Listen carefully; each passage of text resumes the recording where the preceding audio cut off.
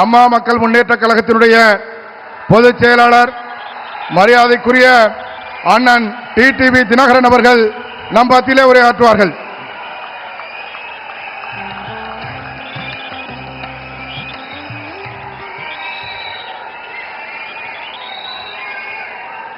தமிழ்நாட்டின் மத்திய பகுதியாகிய திருச்சி மாநகரில் இங்கே அலைகடல் என திறந்திருக்கின்ற இந்த தமிழர்கள் கூட்டத்திற்கு மாண்புமிகு பிரதமர் அவர்கள் வருகை புரிந்திருக்கின்றார்கள். கடந்த 10 நாட்களுக்கு முன்பு மதுரையில் பாண்டிய நாட்டின் தலைநகரில் வைகைக்கரை ஓரத்தில் அன்றைக்கு மாண்புமிகு பிரதமர் அவர்கள் நம்மோடு மதுரை மண்டல மக்களை சந்தித்துவிட்டு சென்றார்கள்.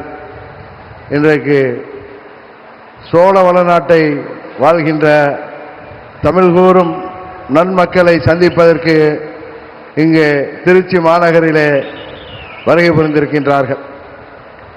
தமிழ்நாட்டின் முதலமைச்சர் எல்லா கூட்டங்களிலும் சொல்லிக் கொண்டிருக்கிறார், எல்லா பேட்டிகளிலும் சொல்லிக் கொண்டிருக்கிறார், இது தமிழ்நாட்டிற்கும் டெல்லிக்குமான தேர்தல் என்று.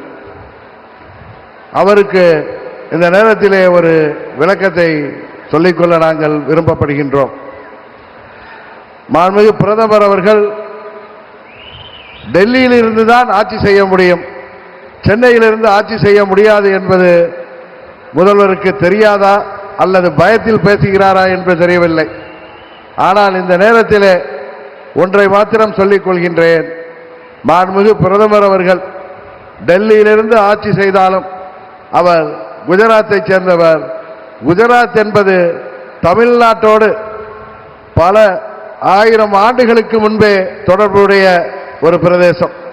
இன்னும் சொல்ல போனால் சங்க காலத்தில், 2ஆம் சங்க காலத்திற்கு முன்பே 5000 ஆண்டுகளுக்கு முன்பே குஜராத்தில் நமது வேளிர்கள் ஆட்சி, திராவிட குஜராத்தாக திராவிடர் ஆட்சி நடைபெற்ற பகுதி.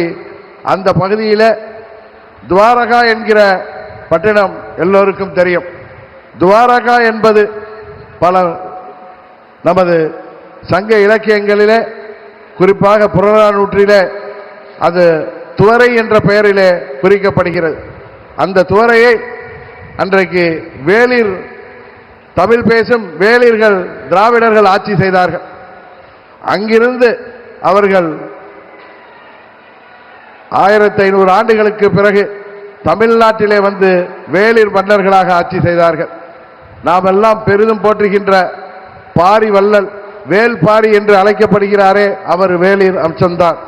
அதுபோல தகட்டூரை தலைநகராக கொண்டு ஆட்சி செய்த அதிகமானவர்களும் வேளிர் வம்சம்தான். அந்த வேளிர்கள் அன்றைக்கு 5000 ஆண்டுகளுக்கு முன்பே அங்கே குஜராத்திலே துவாரகா பகுதியிலே ஆட்சி செய்தவர்கள். அந்த பகுதியிலிருந்து நமது பாரத பிரதமர் அவர்கள் இன்றைக்கு தமிழ்நாட்டிற்கு வந்திருக்கிறார். அதுவும் சொல்ல போனால் 2வது தமிழ் சங்கம் அன்றைக்கு கபாடபுரத்திலே நடந்ததாக நக்கீரர் போன்ற பல்வேறு புலவர்கள் தங்கள் உரையிலே சொல்லியிருக்கின்றார்கள். பல்வேறு புத்தகங்களிலே, பல்வேறு காப்பியங்களிலே அது குறிப்பிடப்பட்டிருக்கின்றது. அந்த கபாடபுரத்திலே துவரை கோமானாக அன்றைக்கு அதில் தலைமை தாங்கிய மாண்புமிகு மோடி அவர்கள் இன்றைக்கு தமிழ்நாட்டிலே இன்றைக்கு நடைபெற்றுக் கொண்டிருக்கின்ற இந்த மக்கள் விரோத திமுக ஆட்சியை வீழ்த்துவதற்கு இங்கே துவரை கோமானாக நம்மிடம் வந்திருக்கின்றார்.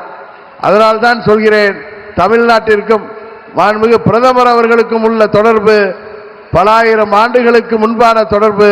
அதனால்தான் அன்றைக்கு தமிழ் சங்கத்தை தொடங்கி வைத்தவர், காசியிலே தமிழ் சங்கமத்தை தொடங்கி வைத்தார்கள். இன்றைக்கு தமிழ்நாட்டிலே தமிழர்களின் சங்கமத்திலே நம்மோடு கலந்து கொண்டிருக்கிறார்கள். அதனால்தான் பிரதமர் மோடி அவர்களுக்கும் தமிழ்நாட்டுக்கும் உள்ள உறவு என்பது தொப்புள் கொடி உறவு என்பதை இந்த நேரத்திலே நான் தெரியப்படுத்திக் கொள்கின்றேன்.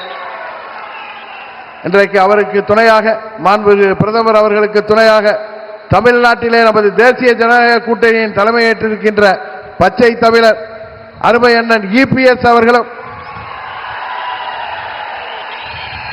அதுபோல பாட்டாளி மக்களின் கட்சியின் தலைவர் அன்பு நண்பர் டாக்டர் அன்புமணி ராமதாஸ் அவர்களும்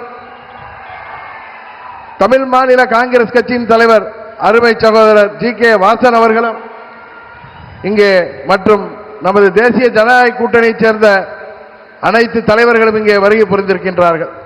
இந்த நேரத்தில் இங்கே கூடியிருக்கின்ற இந்த